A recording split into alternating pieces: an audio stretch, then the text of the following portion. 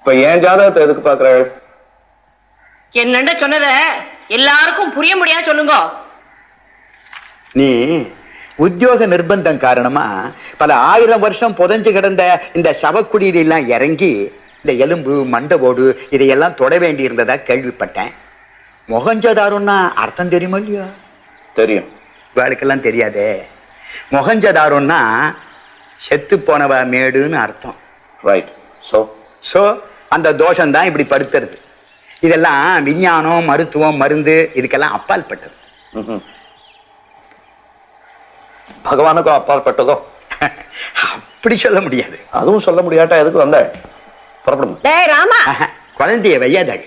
பேசுறது அவன் இல்ல, அவன் அப்படி பேச வைக்கிறது. இது ஒன் தப்பு இல்லப்பா. பரிகாரம் பண்ணிட்டா புத்தி சுவாதீனத்துக்கு திரும்ப வந்துடும். யாரு புத்தி சுவாதீனத்துக்கு வந்துருங்கிற? அப்படின்னு நான் சொல்லலப்பா. இங்க யாருமே எதையுமே சுயமா பேசுறதா தெரியலையே. என்ன பிசாசு பேச வைக்கிறதுங்கிற? உங்களை எங்க மாமா கொடுக்க போற காசு பேச வைக்கிறதுங்கிறேன் நான். மொத்தத்துல இங்க இருக்கிறவாளும் முக்கியமா நீங்களும் எனக்கு புத்தி சுவாதீனம் இல்லைன்னு இல்ல மாப்பிள்ள, அது அப்படி அர்த்தம் பண்ணிக்கூடாது. வேற எப்படி அர்த்தம் பண்ணிக்கிறது மாமா? டேய், உனக்கு நம்பிக்கை இல்லாம இருக்கலாம், ஆனா நம்பிக்கை இருக்கிற பட்சத்துல நீங்க பண்ணிக்கணும் மாமா.